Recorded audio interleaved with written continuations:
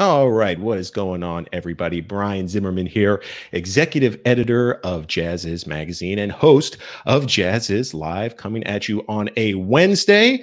The plan is to keep it short and sweet this time. And for my money, I can think of nothing sweeter than a chat with my friend Dave Koz on the occasion of the release of his brand new album, A New Day, which is coming out this Friday, October 9th, which happens to be 30 years and 1 day after the release of Dave's debut album.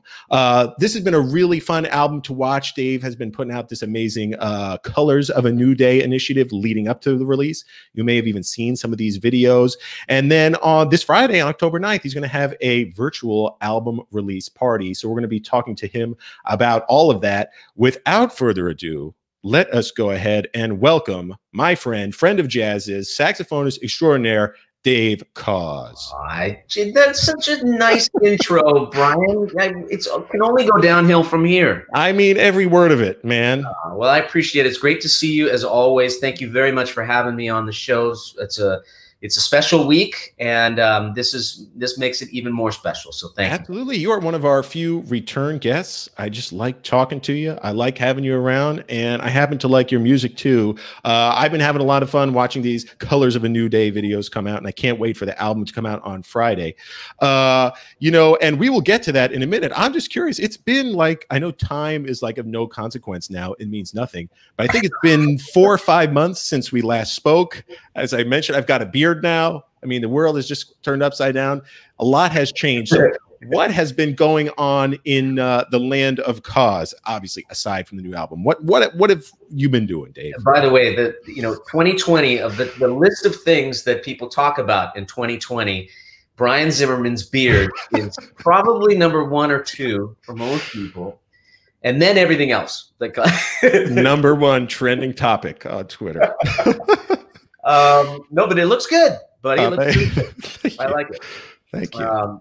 Anyway, yes, this has been a wonderful, it's just a very interesting experience this year. It's wonderful to be able to make music during this year. And when the pandemic hit, I wasn't really planning on doing an album, even though, as you mentioned so kindly in your intro, that this is my 30th anniversary year. I wasn't really thinking of doing an anniversary album or doing anything like that. But when the pandemic hit, it just seemed like, okay, I kind of felt like I knew what I needed to do. I didn't know how to do it because this was a new experience for all of us. I had never made a completely virtual album. In fact, a lot of the songs, not all the songs, but even I'd say probably half of the songs on this album were written virtually as well, which means, people, if I'm writing with Darren Ron, for example, is a saxophone player, producer. We wrote a couple songs for this album. He lives in Denver, so we'd be sending ideas back and forth in the writing stage. Oh, wow. And then once I got all the songs together, it went into a virtual recording situation where nobody was with anybody. And this is sort of like counter to the way that you make records, where you really play off of everybody. So this is a really interesting thing. But I knew that for me, how I use music, Brian, I'm sure the same with you. Music lovers go to their music collection in times of great strife and times of turmoil and times when of uncertainty.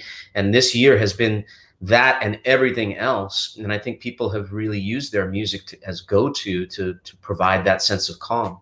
So this was the first time that I've ever had such a complete, tunnel vision of what I'm doing, which is I made this record completely for that purpose, just to provide some comfort and some good vibes to people who really, we all need it right now. So hopefully that's exactly what's going to happen. It certainly brings that, man. You talk about channeling the creativity. This is like your first album of original material in something like 10 years, right? Yeah. Wow. Yeah. 10 years has been since the last, I've released a lot of music in the last 10 years. Oh, yeah. It was Hello Tomorrow, which was my last album of original material. It came out in 2010. And this is actually my 20th album and kind of a 30th anniversary. So it's like a 10, 20, 30 experience, a lot of milestones. Cool, man.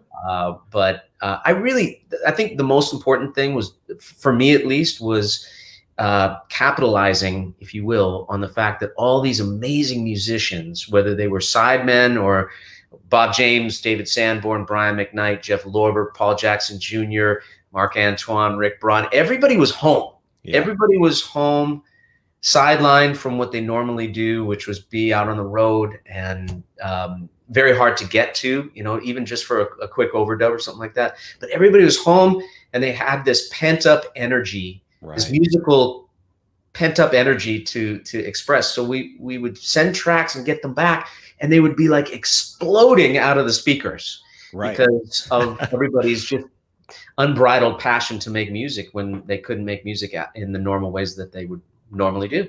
Right. And can really focus in on it. And, you know, not just musical pent up, you know, it wasn't just music that's pent up. People just have a lot of feelings pent up, and, you know, can be joy, can be frustration. And, you know, and you're hearing that, I think, a lot in the music being made, especially during this time. It's so communicative. It's so expressive.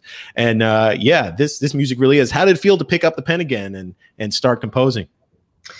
You know what's amazing, Brian, is the music kind of came together, and this is hit or miss for me in the writing phase. I'm not a chew gum and walk at the same time person.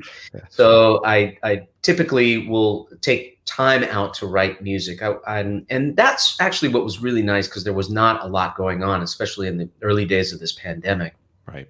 And I was counter programming in my brain. Like, the world was closing down outside, and inside my studio, or if I was writing a song or producing a song with whoever that happened to be, we kind of went against the grain. Like, instead of coming from a position of the way the world was feeling, which was so tense and so uncertain and so like filled with all this fear, because we were all put into this position that we didn't have any prior experience with.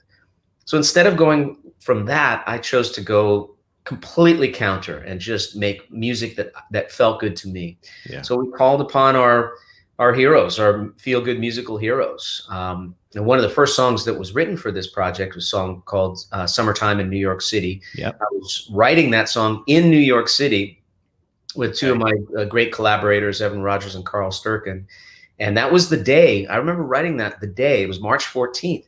The day that the NBA closed down, the Broadway closed down, Tom Hanks and Rita Wilson mentioned that they had the virus. I mean, it was the day that I think most Americans realized this was uncharted territory. The earth stood still a little bit. Yes. So the world was closing down outside of us, and yet inside we wrote this feel-good anthem. Yeah. Almost like for the day that everything opens up again. That feeling of what it might feel like when we get the all clear sign that the coronavirus, COVID-19 is formally behind us. And what is that going to feel like? That's what that song is about. I love it. And hopefully it will feel like this song. It's a great song. There's a music video out for it, as a matter of fact. And we should mention it features vocals by Brian McKnight. And the video is out. You shot it on Super 8, right? Excuse me. Pardon me, Brian. I didn't shoot it. I hired these young filmmakers who are both 22. Jonah George is the main guy, and it was through the co-writer Evan Rogers, and he said, "I know this young filmmaker who shoots everything on Super 8, and everything looks super retro." Yeah. And I thought of the idea of like, well, what would it be like if we sent these guys out? This was at the end of July 2020. If we sent them out for a couple of days and just captured what New York City felt like and looked like July 2020. And so what you see, I'm not in the video, thankfully. Right. It's really a snapshot of summer in New York City in this, this crazy summer of 2020 that we all got through. Miraculously, we got through. And especially New York being a place that I love so much, and I know you feel the same way about it too. Everybody does, and New York was one of the hot spots early in the pandemic. The hardest hit, really hit hard. So it's really a love letter to that city and the resilience of New Yorkers. It's a beautiful track. Brian McKnight killed it. 100%, as he does with everything. Yeah. Yeah, beautiful track, wonderful vibe of that video. And I also thought it was super cool what you were doing with the Colors of a New Day initiative, kind of releasing one track at a time. Could you explain what that is? And are those videos still available? Can people still watch them? They're on my YouTube channel, which Awesome. is Dave Koz on YouTube. And this is a time period, Brian, in our lives where, because of the explosion of digital music, that we don't have CDs necessarily. I mean, of course, they still exist for some people. Some people still love having physical product, whether it's an LP or a CD or even a cassette, if you remember that. But I didn't have to sign a record company. I've been releasing music on my own these days, as a lot of artists are doing. And it really is it democratizes the music world. You don't really have any rules. And as we were approaching this year, this is a year where all the rules have been broken. Nothing really, you know, you can try doing things. If there was ever a year to try something, 2020 is it. So I thought, why not, instead of just releasing one radio single in advance of an album, why not take people on a real journey to hear a bunch of the music? So we released 6 songs, half of the album. And instead of just releasing songs every week, we decided to put them with a color. And there's like a subtle subtext of what that means. Each week we would have the song with the color of the week, and people would play along at home, and they'd send us the pictures of themselves in the colors. It was really kind of fun. It was just something to do.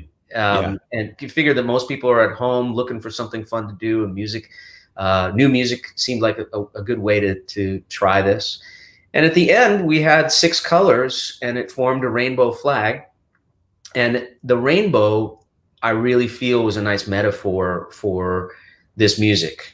I believe that there is, and I believe this in my heart, as much strife as we've been through, as much pain, as much sadness that we've been through this year, I do feel that we're going ultimately to a better place, that there's a rainbow at the end of all of this for all of us. We're not there yet. We got a long way to go, but music will smooth the journey out for us. And so it was kind of a way to express some hope with this music and put it together in a campaign that made people feel good. That was really the express purpose of it.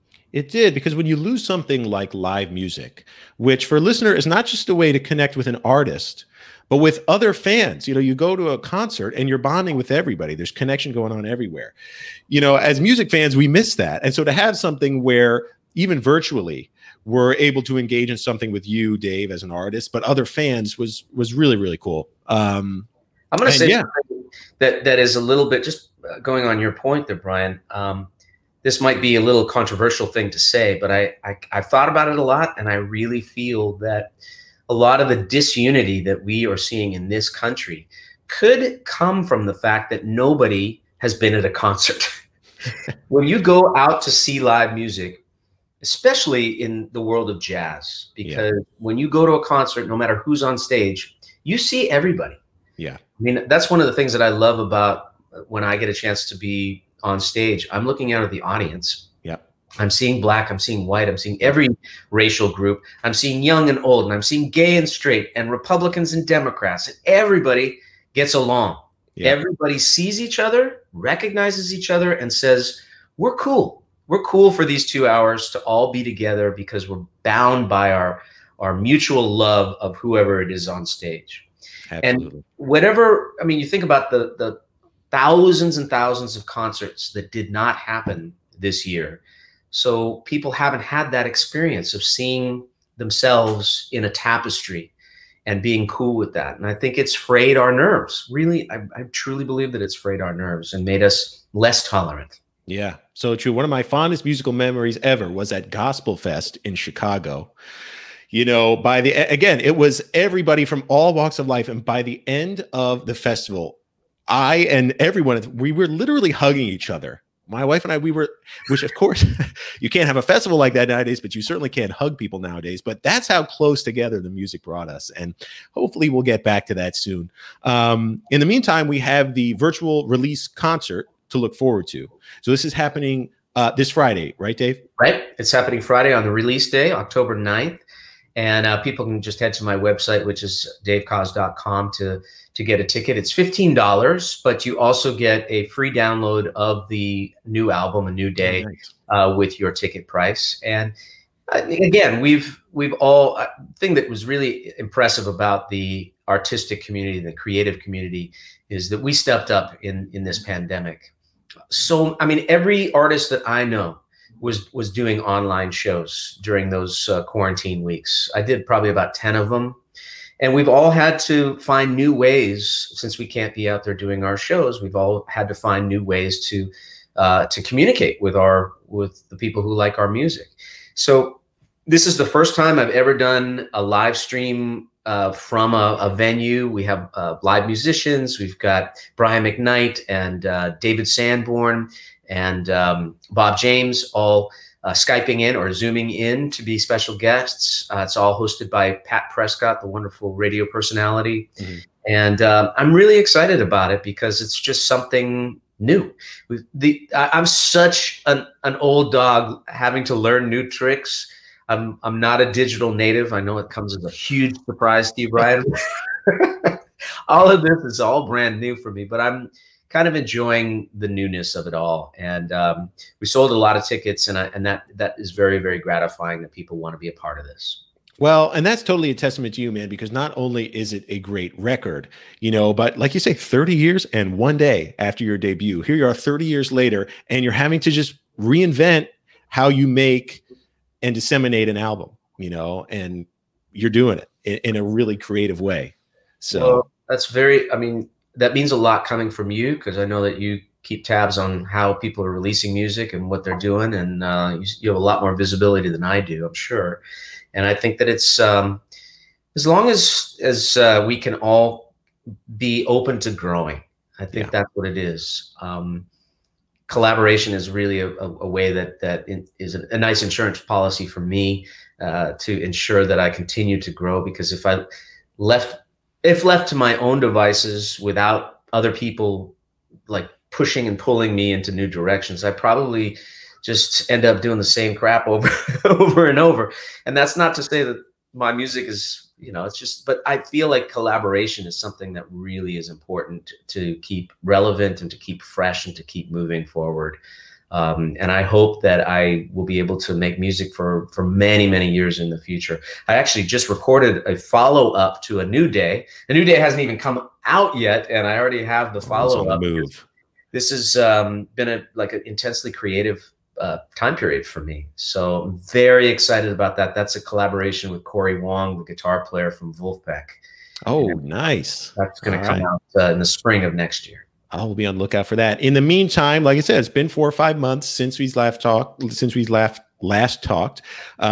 been a while since I last talked, apparently. Any plans to get out there, tour, you know, maybe start doing the socially distant concerts? I think this year is a wash. Yeah. I know that we're going to do another live stream for our Christmas show this year. Oh, cool. And I was really, really hoping that we were going to be able to do a Christmas tour this year, because I think if there was ever a time where we needed a little Christmas, and I know that I'm speaking to a Jew like myself, but hey, not talking about religious wise, but I'm talking about like that feeling that the holidays can give you musically. Yes. And it really hurt me hard to think about not being able to be out there this year. It would have been our 23rd annual Christmas tour. So we're going to do it virtually, and wonderful special guests. That's going to be on December 12th. So I'm excited about putting that together.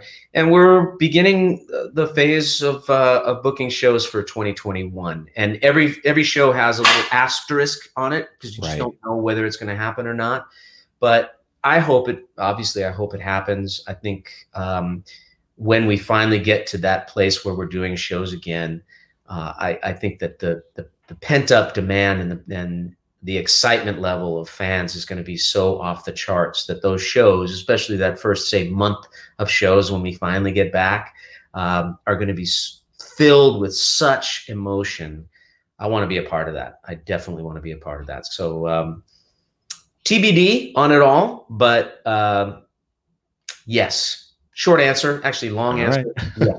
Well, we are certainly looking forward to it, Dave. In the meantime, we've got the album release concert. That's this Friday. Again, visit, what's the website, Dave? It's your website. Yep, davekoz.com for all the information. You can buy a ticket right there. Very cool. And we'll link to it on our site as well. A new album, A New Day. It's coming out October 9th. Check it out, people. It's a really good one. Dave, it's always a pleasure talking to you, man. What can I say? Well, thank you for doing this. It's my pleasure. You're like the easiest interview ever. It's like talking to your brother, your younger brother. Younger, more handsome brother. Well, hey, I don't know about that. Actually. I don't know about that. You are certainly, you know, as far as handsome jazz musicians go, you got to be near. If my beard is #1 trending, you know, for handsome jazz musicians, Dave Koz is near the top. People, back me up in the comments section. But anyway, man, this has been so great. I'm going to sign off here, and I will see you backstage because I'm going to let people know about our fall 2020 issue. Awesome, buddy. Thank you so much. You are very welcome. So long, Dave. Bye. All right. So thanks once again to our guest, the incredible Dave Koz. New album, A New Day, coming out October 9th. You're definitely going to want to check out that album release virtual party as well. Again, we'll have a link to that on our site when we post the vid. Also on our site, all the content from our fall 2020 issue. This issue has already been mailed to subscribers, but we've made it all digital. You can read HTML articles on our site. You need a digital subscription to do that, but we're offering a special subscription rate right now for just 99 cents per month for 3 months. You could unlock unlimited digital access to the site. Plus, we'll enroll you to receive a complimentary print issue when we mail the next one in December, which is all about jazz on film. So subscribe now. You get the free content from this issue, plus our jazz on film issue in December. Thanks for watching. If you like the content, follow us on Facebook, subscribe on YouTube, hit that notification bell so that you know when we're going live. I'm Brian Zimmerman. Thank you so much for watching, everyone. We will see you next time.